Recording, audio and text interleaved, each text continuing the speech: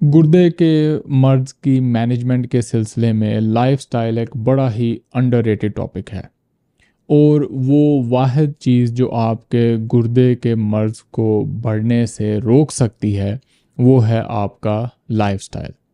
दवाइयों की अपनी अहमियत है, लेकिन दवाइयाँ सिर्फ़ लाइफ़स्टाइल के साथ मिलकर सप्लीमेंटल रोल अदा करती हैं।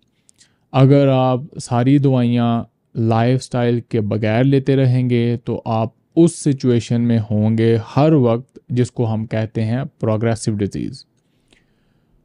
गुर्दे के मामले में लाइफ़स्टाइल बड़ा ही अंडररेटेड टॉपिक है और आज की वीडियो में मैं आपको बताऊंगा कि लाइफ़स्टाइल या गुर्दे के मर्ज़ की मैनेजमेंट में जब मैं बार बार लाइफ़स्टाइल का ज़िक्र करता हूं तो उसका क्या मतलब होता है और उसके क्या 5 बेसिक कंपोनेंट्स हैं। अस्सलाम वालेकुम, doctor Awais Haqqa from Expert Consult clinic of Lahore, अपना नेफ्रोलॉजी हैट पहने हुए अपने घर वाले स्टूडियो से। मैं अपनी 140 43 एपिसोड्स में से तकरीबन 140 या 35 में गुर्दे के मर्ज़ के सिलसिले में लाइफ़स्टाइल का ज़िक्र कर चुका हूँ। लाइफ़स्टाइल के बगैर आपके गुर्दे के मर्ज़ में बेहतरी नहीं आ सकती। दवाई खाने से कुछ हद तक, कुछ दिनों तक, कुछ महीनों में भी सालों तक आपके गुर्दे का मर्ज़ स्टेबलाइज़ हो सकता है और पीछे से जो आपके अंदर जिस्म में बीमारी चल रही है, जो इन्फ्लेमेशन चल रही है, वो चलती रहती है। अगर आपने उसको फ़ाइट करना है, अपनी बीमारी को, अपनी इन्फ्लेमेशन को, अपने जिस्म के अंदर होने वाली जो चेंजेस हैं बीमारी की वजह से या जिन चेंजेस ने बीमारी की है, उनको आपने वहाँ पर रोकना है, रिवर्स करना है, तो आपको लाइफ़स्टाइल की तरफ जाना पड़ेगा। लाइफ़स्टाइल की हम गाहे बगाहे डिफरेंट पहलुओं से डिस्कशन कर चुके हैं। एक बड़ा लॉन्ग वेटेड मेरा प्रोजेक्ट था कि मैं सिर्फ लाइफ़स्टाइल पर वीडियोस की एक सीरीज़ करूं, जिसमें मैं लाइफ़स्टाइल के उन पांचों पहलुओं को अलग-अलग डिस्कस करूं, जो 5 पहलू हम आज की वीडियो में डिस्कस करेंगे। आज की वीडियो का सारा मकसद है उन 5 चीज़ों को फिर दोबारा फोकस करना और आपको बताना कि ये 5 चीज़ें हैं जो बेसिकली लाइफ़स्टाइल कॉन्स्टिट्यूट करती हैं और बेशक आप गुर्दे के मरीज़ हैं, बेशक आप किसी और बीमारी के मरीज़ हैं और बेशक आप हेल्दी इंसान हैं। ये पांचों कंपोनेंट्स जब तक आपकी ज़िंदगी में नहीं होंगे, आपके लाइफ़स्टाइल को हेल्दी लाइफ़स्टाइल नहीं कहा जा सकता। और आई एम सॉरी टू से, मैं बाकी दुकानदारों की तरह आपको कोई एक चीज़ नहीं बेच सकता, क्योंकि मैं वो ये काम करने सोशल मीडिया पे नहीं आया। तो मैं आपको ये नहीं कह सकता कि सर आप कुछ ना करें, बस 3 मिनट के लिए ये कर लें पूरे दिन में और आपको और कुछ करने की ज़रूरत ही नहीं है। मैं फिर अपनी बात पर कायम हूँ कि आप अगर ये पांचों चीज़ें करेंगे तो आप हेल्दी लाइफ़स्टाइल वाला बंदा कहलाएंगे और आपकी बॉडी सही सेहत में रहेगी। आप इन पांचों में से एक भी चीज़ मिस करेंगे तो बाकी चारों चीज़ों का भी बेड़ा गर्क हो सकता है, उनके सारे जो फ़वाइद हैं वो भी ज़ायल हो सकते हैं। लाइफ़स्टाइल के सिलसिले में मैं वही फ़्लो रखता हूँ जो मैं अपने प्रिस्क्रिप्शन में लिखता हूँ। हम स्टार्ट करते हैं एक्सरसाइज से, वर्जिश से। एक्सरसाइज और वर्जिश से मुराद हरगिज़ जिम नहीं है, कोई स्पेसिफिक वर्जिश नहीं है। आप सिंपली वॉक से स्टार्ट कर सकते हैं। वॉक एक बड़ी हेल्दी और इकोनॉमिकल और कंप्लीट किस्म की वर्जिश है। उसके बाद आप इसको और प्रिसाइज कर सकते हैं, आप रनिंग कर सकते हैं, आप रेजिस्टेंस एक्सरसाइजेस कर सकते हैं और फिर किसी भी वैरायटी की एक्सरसाइज कर सकते हैं, अगर आप टाइम, पैसे और एनर्जी डेडिकेट और फोकस कर सकते हैं। लेकिन हमारे कल्चर में जहाँ लोग अपनी कुर्सी या बेड से हिलना भी गवारा नहीं करते, उस कल्चर में मेरे ख्याल से अगर मैं पेशेंट्स को 30, 40, 45 या 60 मिनट की पूरे दिन में एक्टिविटी पर ले आऊं तो मैं इसको भी बहुत बड़ी सक्सेस कहता हूं। तो आपने बिल्कुल उन गुरुज़, उन सोशल मीडिया स्लोगन्स के पीछे नहीं जाना कि जी वॉक का फ़ायदा नहीं है, cardiovascular is useless, resistance exercise क्या होती है, योगा बकवास है। हर वर्जिश के अपने फ़वाइद हैं। आप जो भी फ़िज़िकल एक्टिविटी कर सकते हैं अपनी डेली रूटीन के अलावा उसको आपने करने की कोशिश करनी है, और कम से कम वो एक्टिविटी आपने 45 से 60 मिनट तक पूरे दिन में ले के जानी है। वर्जिश के क्या बेसिक फ़ायदे हैं? नंबर 1, ये आपकी वैस्कुलर हेल्थ को बढ़ाती है। नंबर 2, आपकी मेटाबॉलिज्म को बेहतर करती है। नंबर 3, इससे क्योंकि कैलोरीज लॉस होता है और आपका वेट लॉस होगा, आपका वेट अच्छी तरह मेंटेन रहेगा, अच्छे लेवल पर रहेगा। और जो सबसे अहम चीज़ है वो है एंटी इन्फ्लेमेटरी मार्कर्स। जब हम मूव करते हैं तो हमारे मसल्स लाखों करोड़ों रुपए के वो वाले एंटी इन्फ्लेमेटरी मार्कर्स बनाते हैं, वो केमिकल्स बनाते हैं जो हम दवाइयों की शक्ल में बाज़-औक़ात लाखों करोड़ों रुपए में ख़रीदने की कोशिश करते हैं कैंसर की ट्रीटमेंट के लिए, या जॉइंट पेन्स या रूमेटोलॉजिकल डिसऑर्डर्स हैं उनकी ट्रीटमेंट के लिए। तो वर्जिश करके आप ये लाखों करोड़ों रुपए के केमिकल अपने मसल्स के ज़रिए रोज़ाना मुफ्त में बना सकते हैं। दूसरे नंबर पे आ जाती है हमारी नींद। नींद एक अगेन बड़ा ही असेंशियल कंपोनेंट है हेल्दी लाइफस्टाइल का। 7 से 9 घंटे तक जितनी भी आपकी नींद की रिक्वायरमेंट है आपको नींद पूरी करनी चाहिए, और प्रेफरेबली ये नींद रात को होनी चाहिए, रात को 10 बजे से लेके सुबह 5 बजे तक। अब ये वो सिस्टम है जिसको हम डायर्नल वेरिएशन कहते हैं, या हमारा एक मास्टर क्लॉक है जो मिलेनिया के बाद हमारे दिमाग में सूरज के साथ उठने और सूरज के ग्रूब होते ही सोने की वजह से सेट हो चुका है, उसको अभी हम रिवर्स नहीं कर सकते। अब क्योंकि हमारे बॉडी के सारे हार्मोन्स, हमारी मेटाबॉलिज्म इस सूरज के साइकिल से रिलेटेड है, तो जब हम इसको उल्टा करने की कोशिश करते हैं तो हमारे सारे हार्मोन्स डिस्टर्ब हो जाते हैं, हमारे सारे साइकिल ख़राब हो जाते हैं।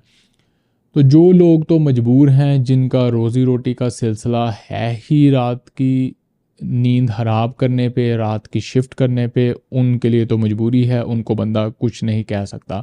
लेकिन जो लोग सिर्फ आदतन रात को जागते हैं और दिन को सोते हैं और सिर्फ उन्होंने हैबिट बना ली हुई है, तो उनसे मेरी रिक्वेस्ट है कि इसको फ़ौरन रिवर्स करें। नहीं तो आप जो बाकी 4 चीज़ें अपनी हेल्थ को बेहतर करने के लिए करेंगे वो इस नींद की डिस्टर्बेंस की वजह से उल्टा पड़ जाएंगी और आपकी बॉडी में फिर हीलिंग नहीं होगी। नींद ज़रूरी क्यों है? नींद के 6-7 घंटों में बॉडी रेस्टोरेटिव फेज़ में चली जाती है, बॉडी अपनी रिपेयर का प्रोसेस शुरू कर देती है। गट से लेके हमारी आंतड़ियों से लेके हमारे दिमाग, दिल, फेफड़े, हर जो हमारा ऑर्गन है वो रिपेयर मोड में चला जाता है। और इस रिपेयर मोड को आप और भी बेहतर बना सकते हैं अगर आप इसको फास्टिंग में कन्वर्ट कर दें, जो कि हम अगले सेक्शन में डिस्कस करेंगे। तो इस रिपेयर मोड के दौरान सारे जो डेड सेल्स हैं उनका क्लीन अप होता है, जो सारे टॉक्सिक मटेरियल्स हैं उनका लिवर और किडनी क्लीन अप करती हैं और भी ज़्यादा दिन के मुकाबले में, क्योंकि ये वो टॉक्सिन्स या डेड सेल्स हैं जो ऑर्गन के या अज़ा के अपने डेड सेल्स होते हैं, जिसको आपने बड़ा कॉमनली यूट्यूब पे लफ्ज़ ऑटोफेजी सुना होगा। तो ये उस ऑटोफेगी को भी इंक्लूड करता है हमारी नींद में। तो नींद के आपको बड़े बड़े क्या फ़ायदे हैं? आपकी बॉडी की रेस्टोरेशन होती है, हीलिंग होती है, डिटॉक्स होती है, रेस्ट मिलता है, आप सुबह के लिए, अगले दिन के लिए, एनर्जी के लिए तैयार होते हैं। और उसके बाद इन सारी चीज़ों का एक्सरसाइज की तरह नींद का भी आपने आपकी दिमागी हालत पर जो रोल है उसको कभी भी अंडरमाइन नहीं करना। आपकी जो इमोशनल हेल्थ है, आपका जो हार्मोनल बैलेंस है, वो अच्छी नींद, अच्छी डीप रेस्टोरेटिव नींद की वजह से बहुत ही बेहतर हो जाता है। तीसरा कंपोनेंट है हमारा डाइट का, फूड का, खाने का। इसके बारे में मैं एक लंबी वीडियोस की सीरीज़ बनाऊंगा। अभी हम बड़े बेसिक पे चलते हैं, कुछ बेसिक रूल्स जो आप याद रख सकते हैं और इनसे कोई डिसएग्री नहीं करेगा।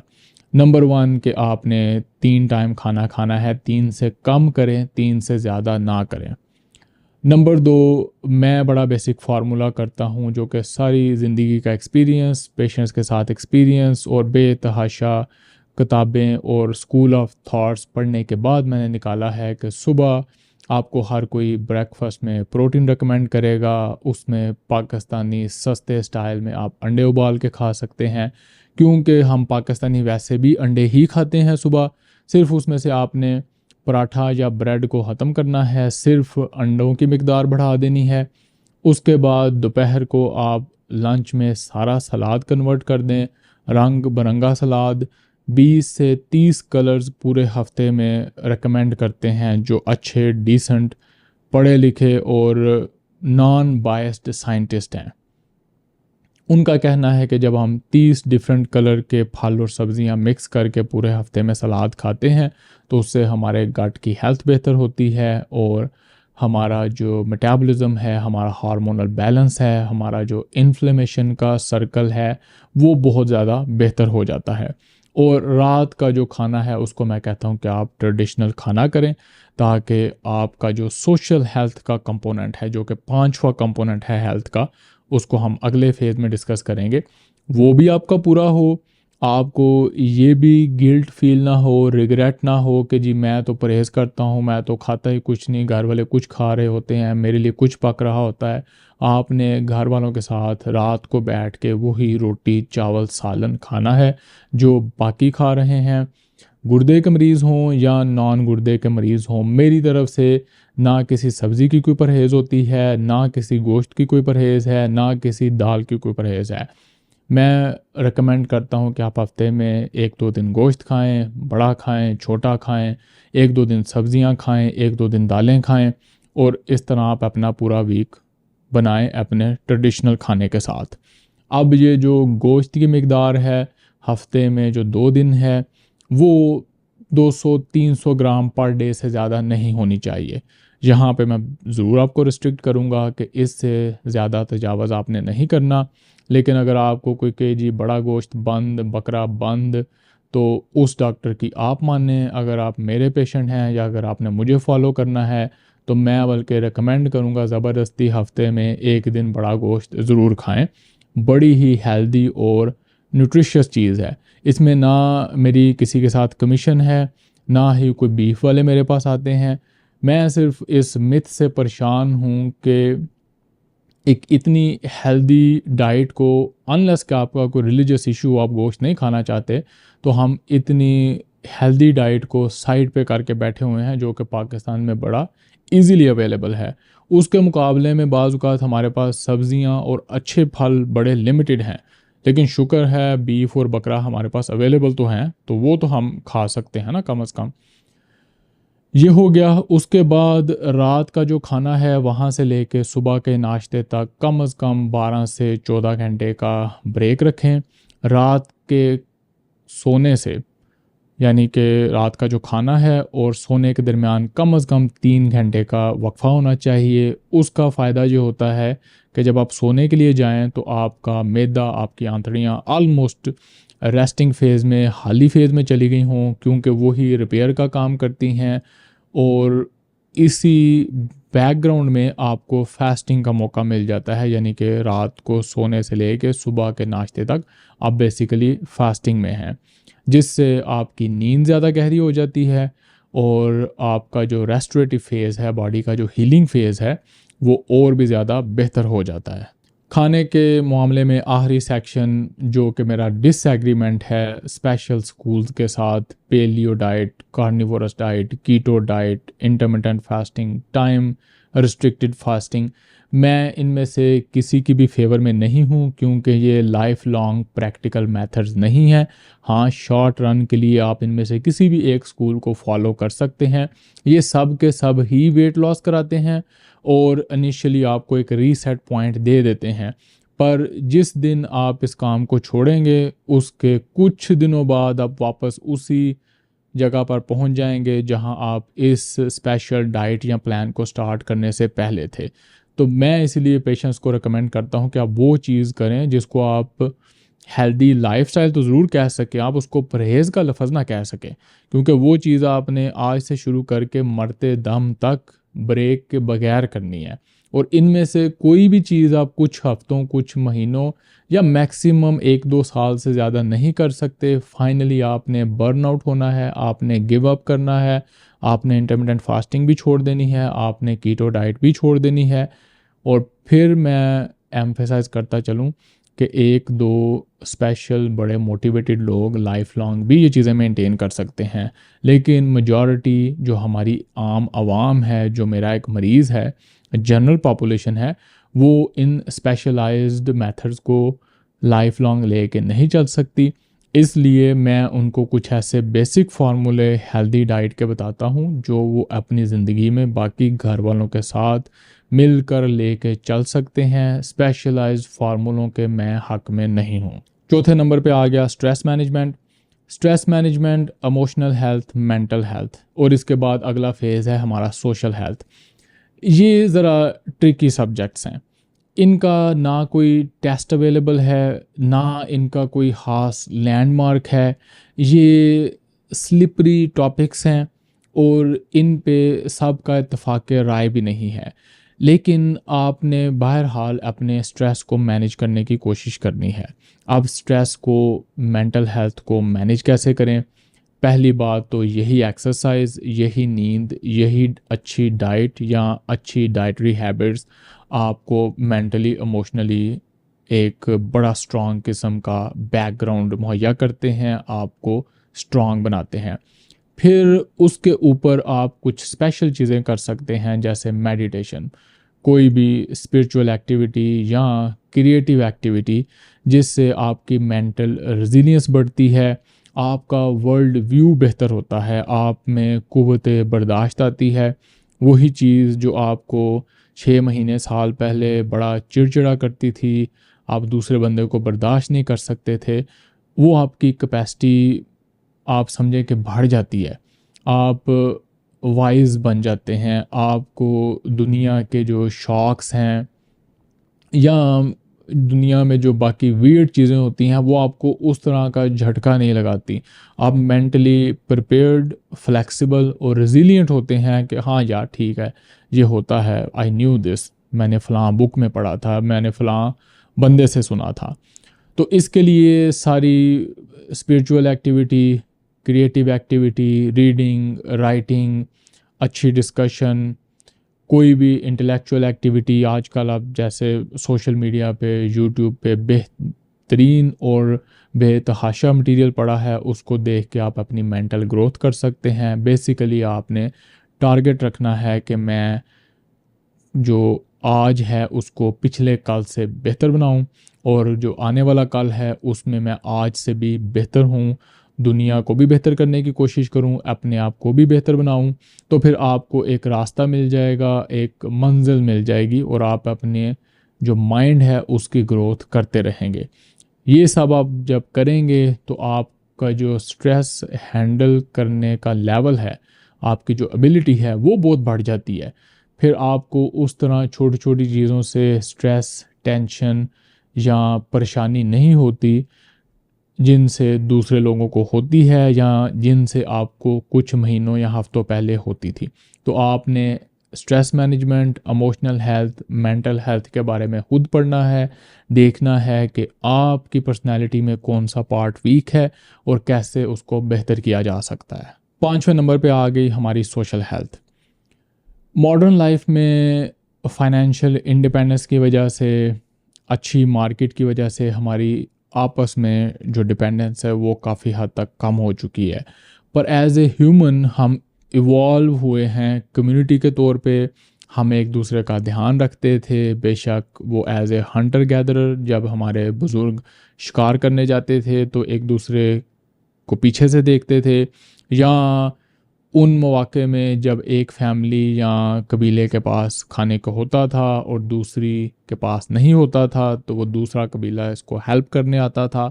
हर लिहाज से हमने इवॉल्व किया है एज ए कम्युनिटी, एक दूसरे की बैक को कवर करके, और हमारा ब्रेन ही इस तरह ग्रो कर चुका है, इवॉल्व हो चुका है कि उसके अंदर स्पेशल हार्मोन्स हैं जो हमारी सोशल हेल्थ से रिलेटेड हैं। जब आप एक दूसरे को मिलते हैं, एक दूसरे को हेल्प करते हैं, तो हमारी ब्रेन की हेल्थ बेहतर होती है, स्पेशल हार्मोन्स रिलीज़ होते हैं, हमें डोपामिन मिलता है, सेरोटोनिन मिलता है, हग करके ऑक्सीटोनिन एक हार्मोन होता है जो आपको रिलैक्स करता है, वो बढ़ता है। हमारी बेसिकली आप कह लें कि बायोलॉजिकल नीड है कि हमने एक दूसरे के साथ सोशल फॉर्म में रहना है। कैपिटल इकोनॉमी में, मॉडर्न लाइफ में बाज़ औक़ात हम इसको इग्नोर कर देते हैं, लेकिन उसके बावजूद इसकी इतनी गहरी नीड है सोशल हेल्थ की, सोशली एक्टिव रहने की, बेशक वो आपके फैमिली हो, आपके फ्रेंड्स हों, आपके कलीग हों, कि हम अगर बाकी हर जगह से कटे हुए हैं तो हम सोशल मीडिया पे फ्रेंडशिप ढूंढने की कोशिश करते हैं, कांटेक्ट बनाने की कोशिश करते हैं। एक समझें कि हमारी ब्रेन की, हमारे जिस्म की बुनियादी ज़रूरत है। सोशल हेल्थ में बहुत ज़रूरी है कि आप सोशली एक्टिव हों, दोस्तों के सर्कल में हों, फैमिली के सर्कल में हों, जहाँ भी आप हैं, लोनलीनेस से और तन्हाई से बचने की कोशिश करें। कुछ टाइम आपको लोनलीनेस और तन्हाई में चाहिए होता है अपनी पर्सनल ग्रोथ के लिए, अपनी इंटरनल ग्रोथ के लिए, लेकिन सोसाइटी के साथ भी आपने मिलके चलना है और अपनी सोशल हेल्थ को भी मेंटेन करना है। अगेन, जैसा कि मैंने आपको कहा, stress management, mental health, emotional health, social health, ये ट्रिकी टॉपिक हैं, इनकी क्लियर डेफिनेशन नहीं है, ना ही मेरे पास कोई टेस्ट है हीमोग्लोबिन या क्रिएटिनिन की तरह कि मैं आपको बता सकूं कि आप सोशली हेल्दी एक्टिव और खुश हैं कि नहीं।